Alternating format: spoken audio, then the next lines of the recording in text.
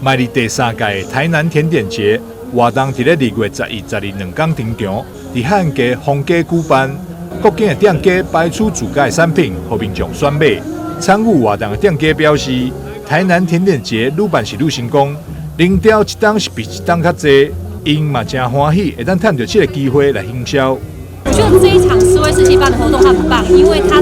人流量真的是非常夸张的多，而且客人来就是有看到不同的产品，那对品牌来讲曝光，我觉得也蛮快的。对。然后我觉得这场活动很棒，是我算是从2022年到2023年初就是参加人潮最多的一次。2023台南甜点节，今年总共邀请136间摊商参与，其中有30间嘉宾甜点名店的设档。主办单位表示，这2天的活动，预估会当吸引5万人到场选买。我们这一次西南加西北总共有130间的一个品牌的一个摊商集结在我们台南市的一个海岸路，那包含有30间的一个咖啡跟甜点的一个名店就是希望在这个周末大家一起为爱而甜，为爱而生。那我们预估2天的人流也超过大概5万人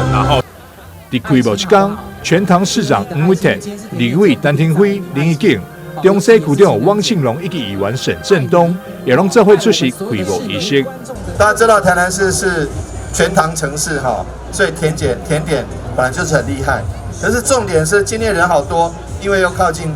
情人节，所以说情人节本来就是甜甜蜜蜜的，大家很喜欢